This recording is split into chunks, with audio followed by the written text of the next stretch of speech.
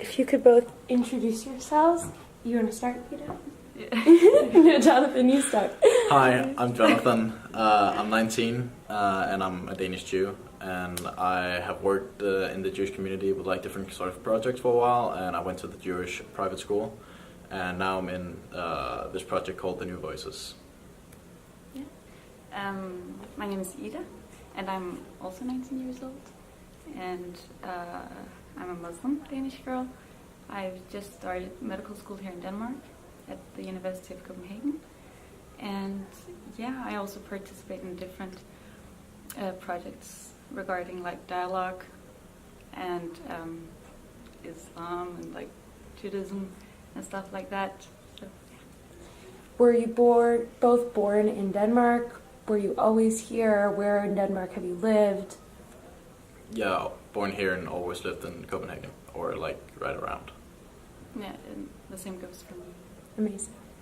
So prior to joining New Voices, what was your impression of your own religion and what was your impression of each other's religion? Well, yeah, from my standpoint, my impression of my own religion was at least like different than it is now, because the way I had seen Judaism for me was either through like my peers, like other Jews, or in relation to people who knew absolutely nothing about Judaism, in my classmates and like my teammates and whatever. So it was either like from complete insiders or complete outsiders, and like having a debate and like talking about your religion, your culture with another minority really makes you reflect about like the things that are unique about your own. So I feel like it's expanded, like, also it's, of course, it's expanded my knowledge on Islam and, like, Muslim customs and stuff, but it's also, like, given me another perspective on, like, how I view being a minority here. Yeah, well, it's more or less the same for me. I don't, well, for one, I thought, I don't know, I've never actually, it might sound a bit fun, but I never actually knew that there was this like conception of Muslims and Jews not really getting along. I didn't know that that was a thing. So for one, when joining New Voices, I learned that. And also for our own religion, I thought it was very similar to Judaism, actually, in how it was practiced, especially here in Denmark. But as I've learned, or as much as I've understood at least, it's not, I think, and I mean this in the most positive way. I feel as if it's a bit more political and cultural for you guys than it is for us, or at least the Muslims and the Islam that I know of here in Denmark. Why do you think you never knew of the Jewish-Muslim conflicts before? Like, do you think that was a community thing, a family thing? Yeah, definitely, because for one, my mom is also a part of this project, so she has the same kind of like a bit more modern, I guess you could say, our family. And yeah, so I've never really been raised with those thoughts and ideas, so definitely a community and family thing, I would say. So Jonathan, how did you hear about New Voices and what made you want to join? I heard about it through the coordinator of the project, Ava. She is the mother of one of my friends. So a lot of like stuff in the Danish community, it's a quite small community, so stuff spreads like through, I know somebody who told me about this or that because my cousins, whatever. So yeah.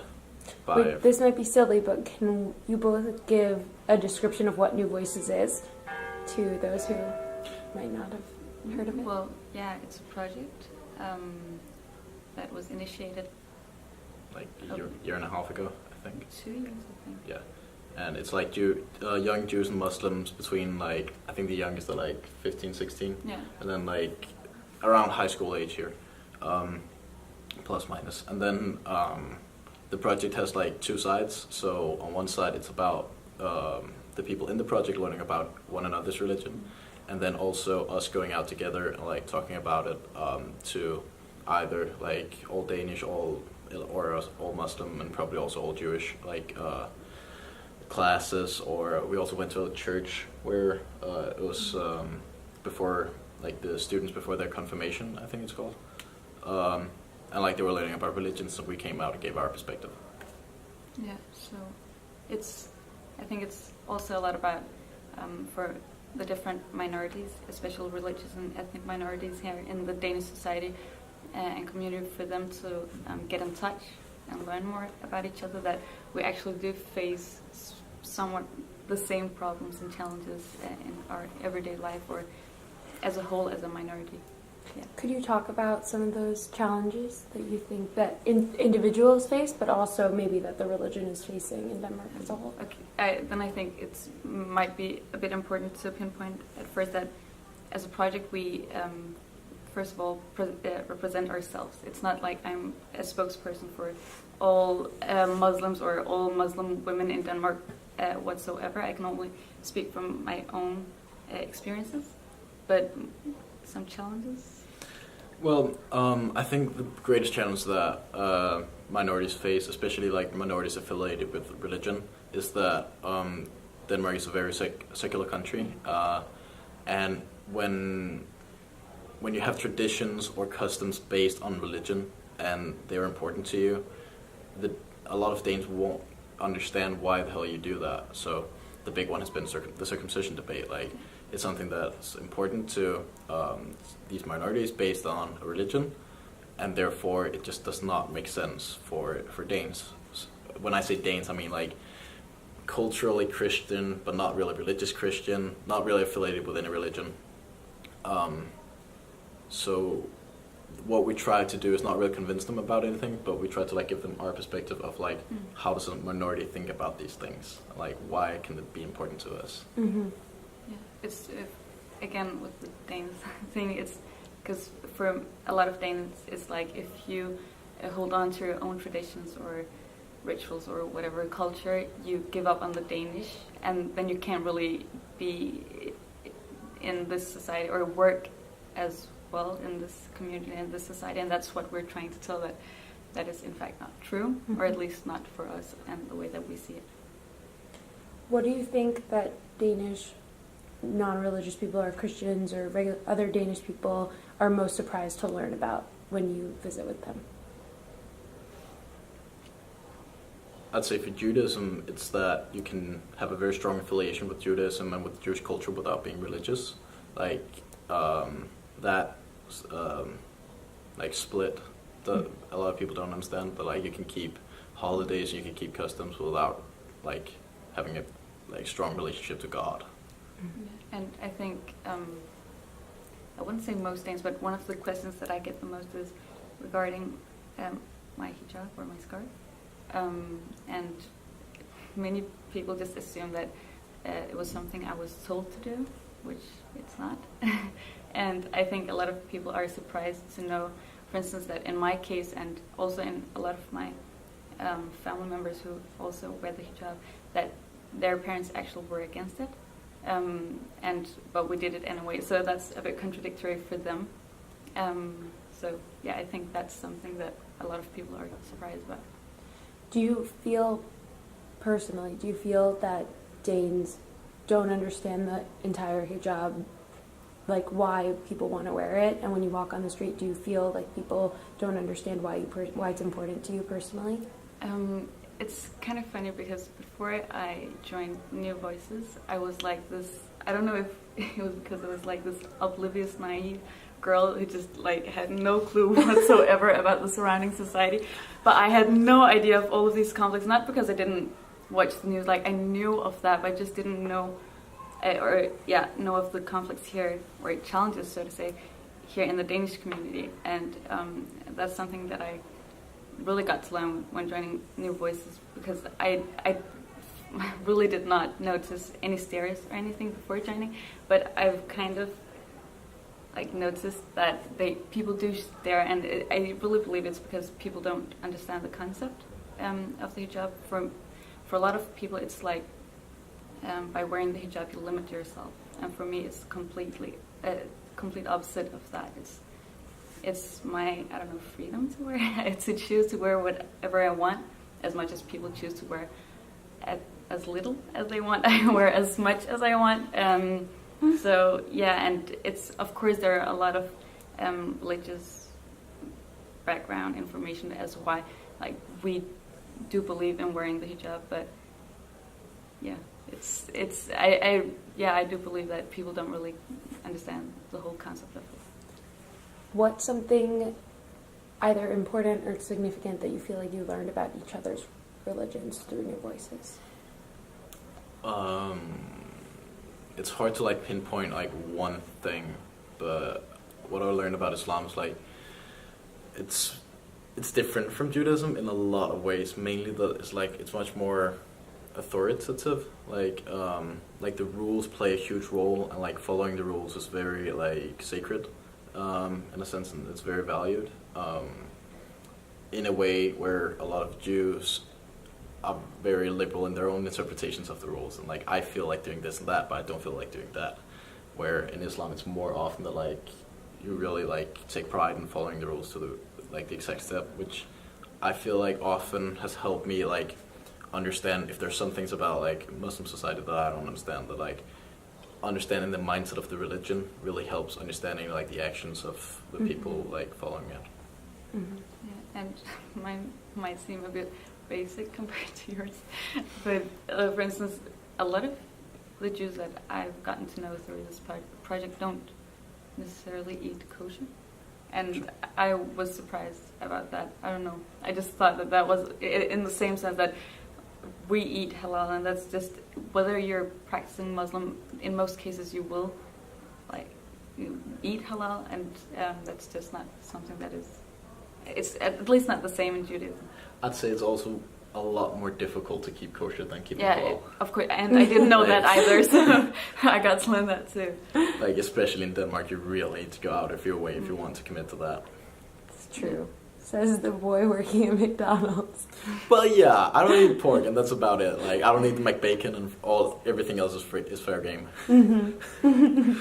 Perfect.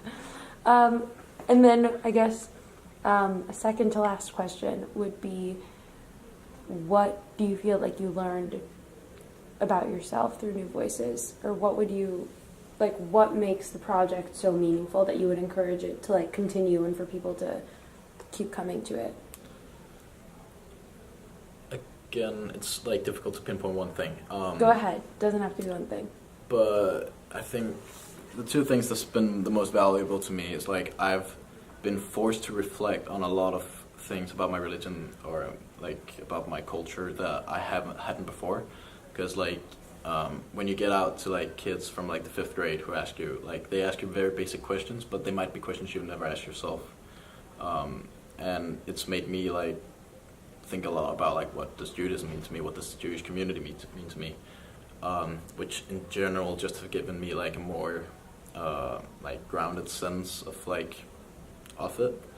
And then also like when we go to those schools and those kids ask those questions and you can like see them understand the question, and they're like, oh, I just learned something new. Like that moment of like, is like really important to me, and it's great to like see other people learn about something that's important to me.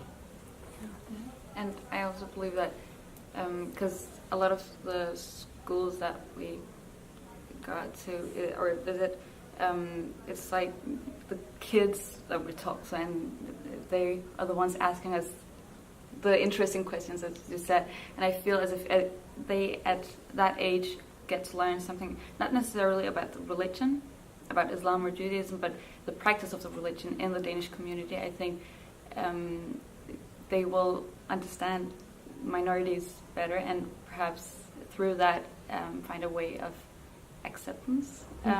So yeah, that's definitely why I would like encourage other people to, not necessarily this project, but similar projects, or just the idea of it, the concept of it. I lied. That wasn't the second to last question because more are coming to my head. But have you encountered personally outside of the project anyone who holds bias towards the other person's religion? For example, like have you met somebody on the street who's ever made a comment or gotten into conversation and you were able to defend it and say, I actually know these people, I work on a project with them, that maybe you should look at it like this? Or has it helped you in that sense with like maybe opening other people's minds in your own religions? I wouldn't say strangers on the street. Okay. Unfortunately, we don't get into like deep discussions with people on the street. But like, I have It's a one. very American thing. Yeah. It's not a Don't Danish do thing. that. It's a we barely greet each other. Like, But but even if you see someone you know, it's like Hi. acknowledgement. Move on. barely. We like, love small talk. We love it. It's not like that here. But I mean, I would say I know of one or two acquaintances that have had a very narrow mindset of Jews, where I've been like, it's not true. And I also think, for one, some of the schools that we've visited, I think that we've managed to, I don't know, change something in people's mind. Yeah. It's beautiful. I agree. Yeah. Thank you. I appreciate I don't it. really have anything to No, add. that's awesome. Do you think that projects like this are possible in other places in the world, or do you think this is like a very Danish, accepting kind of? No, totally. I think like it's very non-Danish in a sense. Yeah. The project, like, it really like. The important thing also is that like it's a Jewish Muslim project, but like often it's first and foremost a minority project, and like that concept like really applies anywhere in the world. Yeah, and it's funny because don't do that. I did it too. Sorry. Sorry.